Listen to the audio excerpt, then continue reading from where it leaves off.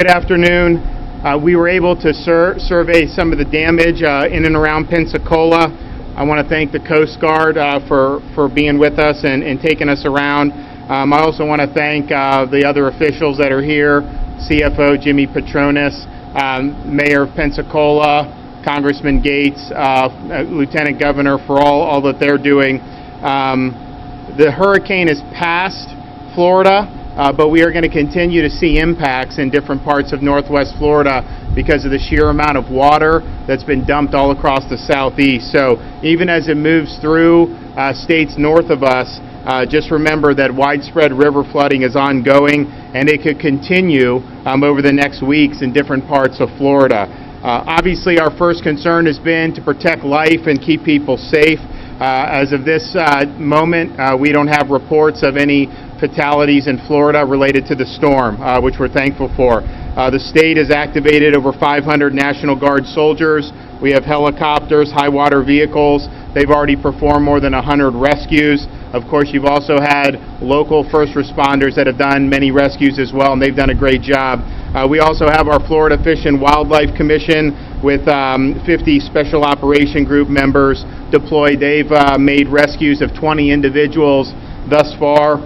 We have Florida Highway Patrol troopers on site. Urban search and rescue teams from around the state have been deployed here, and we've also sent 43 ambulances in the area to support 911 operations. And so I want to thank everyone that's been a part of that. Obviously, as issues come up with anyone's safety, they're going to be there and able to respond, and being safe is the number one thing. If you're in an area that still has standing water, be very careful of that. Don't try to drive through high water. Understand that power lines could be down in it as well.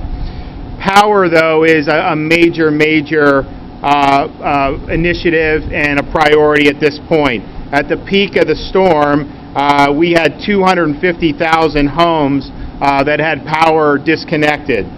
So far, the utility companies have been able to restore power to 40,000 of those homes, and they do have crews here working. They're going to be working 24/7 to be able to get the power back on. So we're working closely with those power companies.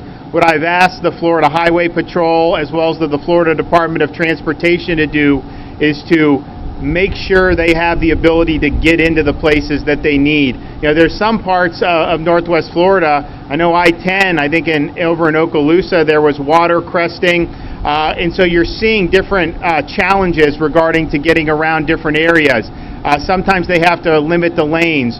Just understand, if you're somebody that is just kind of going out to drive, now may not to be the best time to do that. It's really slowing down being able to get all the utility trucks where they need to be. But I've asked Florida Highway Patrol, I've asked Department of Transportation, do whatever you need to do to get those trucks in because we want to get power on as expeditiously as possible. It's some of these are not easy to do, particularly if you have flooding and the way it can impact some of these lines.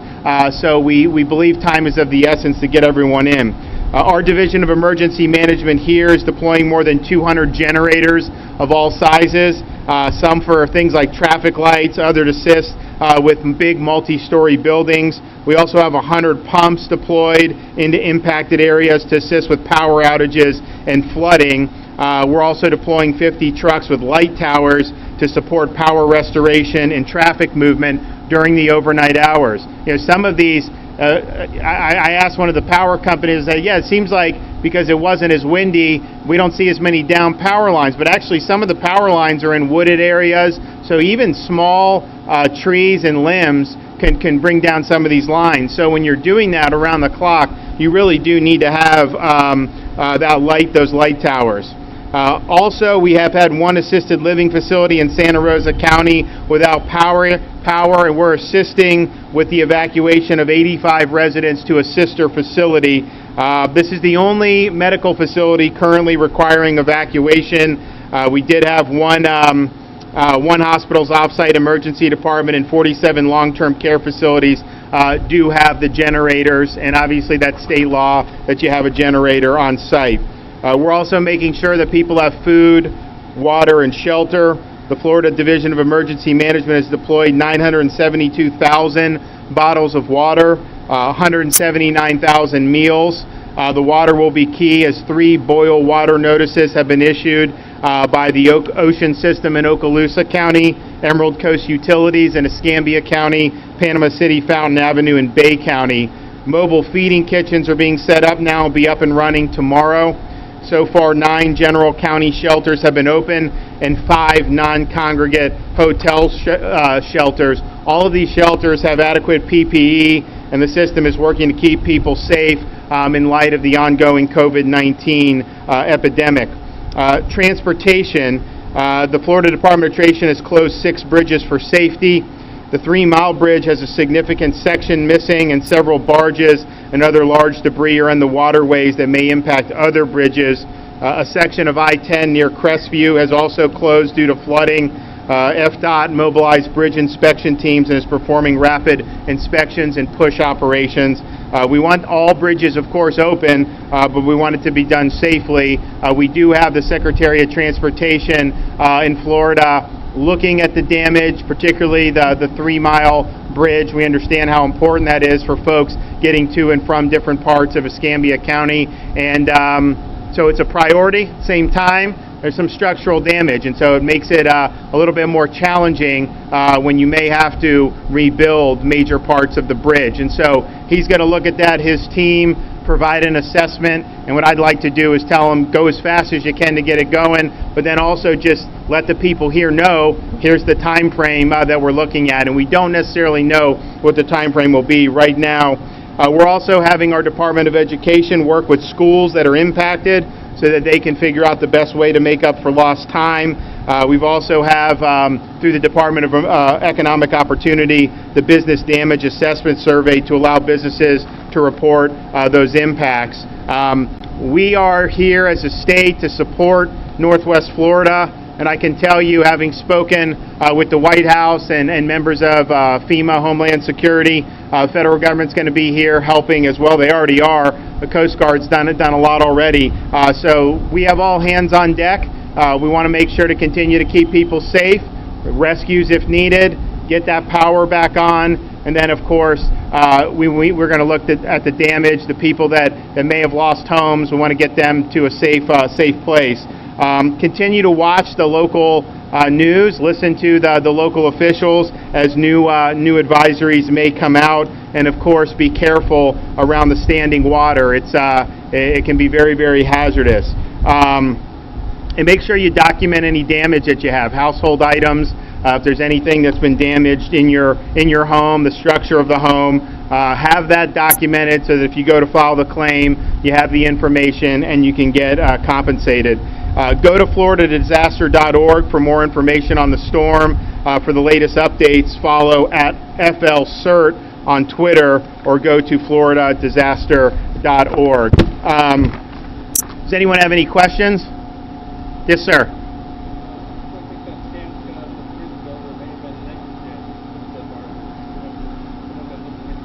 So the question is the owner of the barges, was there negligence involved? Yeah, the FDOT is looking into that.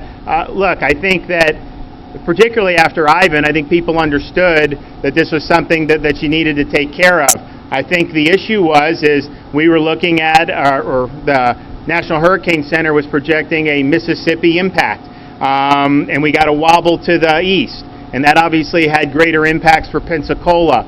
My view is even though the state was following that same forecast, the Department of Emergency Management had people ready because you can't be sure when it's that close that it's not going to impact you. And so all these things that were staged in the hopes that it wouldn't have a direct impact. And of course we did, and so they're there. But I'd much rather have precautions taken and then not have to use whatever resources. So I think in this situation, it's probably a belief that it wasn't necessary. And whether that was done appropriately or not, I think people will look at it. But clearly, it's done a lot of damage. And I think if you live in some of those areas and not have access to that bridge, it's going to be very difficult for people to get around. Yes, sir.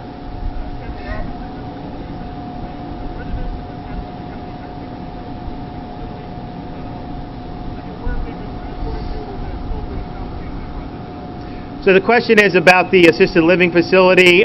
So they've been transferred to a facility that is a sister facility that's related. I'm not exactly sure which one. We can have ACA or the Department of Health provide that exact information. It's definitely challenging with COVID because folks in long-term care facilities are the most at risk for significant complications from COVID-19. Now, fortunately, we've been testing all the staff members, bi-weekly. They've obviously got PPE. They have a lot of resources now at their disposal. Federal government's provided over $100 million to different types of elder care facilities. And so it does make it more challenging, but I think this is something that they've been dealing with for a long time, and so I think they have the tools that they need to be able to handle it safely. Yes, sir.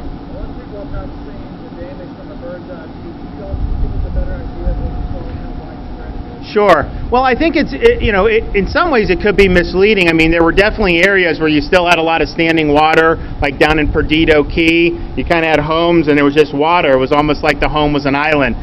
But there were other areas where you didn't really see any standing water.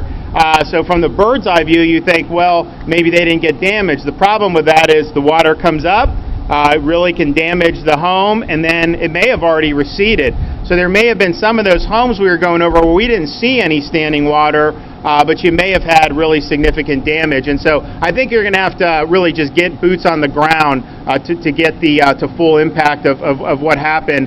Clearly, there were definitely still some areas where it was obvious that you had some major flooding. There were other areas which, from the bird's eye view, I don't think probably did full justice to the actual damage that we saw inside the homes. I mean, when these things go, it comes and it does recede, but if you have a foot of water inside your house, the damage doesn't just recede. I mean, the damage stays there, and I'll bet you're going to see that in different parts of both the Escambia and Santa Rosa counties as people start to look more and more at this. But we are now going to go to have a meeting at the Emergency Operations Center. We've been in contact with all the local leaders, from the beginning, and we'll continue to work. I don't know if we're going to. I think the FEMA administrator may be here in a day or two.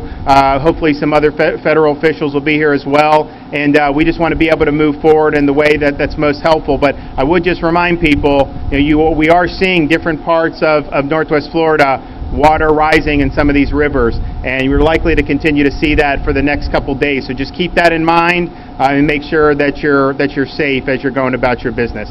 Yes, ma'am. WEAR TV, is the state bringing any additional gasoline fuel to the area? So the questions about gasoline, there have been gas lines at some places, but it's not really been because of a shortage of fuel. It's more because some of the gas stations don't have power.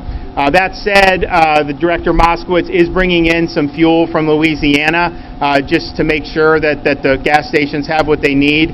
But I think it's more of a power generation issue. When you get the power on, then I think that a lot of those gas stations do have fuel and people will be able to pump it. But if you don't have the power to pump it, then having all that gas in your tanks at the gas station is not doing the motorists any good. So really the power, I think, is going to be the key, but there is some fuel coming over from Louisiana as well.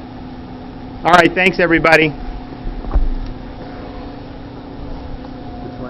Governor, thank you so much. Oh, yeah, absolutely. Yep. Oh, Okay. I wanted to introduce you to council member. Oh. Okay, hey man. How are you doing? Good. We can have you a photo.